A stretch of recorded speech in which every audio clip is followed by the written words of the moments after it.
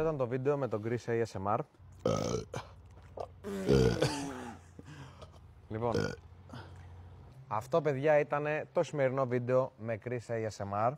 Χάρηκα πάρα πολύ που έκανα Αλέξανδρε. τόσο μεγάλη διαδρομή, διότι γνώρισα έναν άνθρωπο πολύ διαφορετικό από ό,τι νόμιζα. Φαίνεσαι αλήθεια πιο μικρός από κοντά από ό,τι νομίζει ο κόσμος, να το ξέρεις. Αν από το Instagram, αν από το TikTok και το YouTube φαίνεσαι καλό παιδί, από κοντά να ξέρετε είναι ακόμα καλύτερος.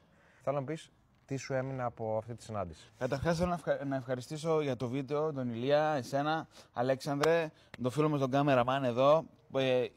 Ήσασταν μια τέλεια παρέα, συνεννοήσεις, μια χαρά περάσαμε. Πολύ χαίρομαι. Είμαι πολύ ικανοποιημένος και πολύ χαρούμενος που κάναμε μαζί ένα βίντεο. Ήταν όλα τέλεια, δεν έχω κανένα παράπονο. Όπως έχω πει και πριν στην καφετέρια και έτσι θα πω και τώρα, μ' άρεσε πάρα πολύ που πήγαμε, κάναμε το meet-up. Ήρθαν τα παιδιά, βγήκαμε φωτογραφίες, δώσαμε χαρά, μας έδωσαν χαρά, περάσαμε τέλεια. Ήταν ένα υπέροχο βίντεο, θα μου μείνει αξέχαστο.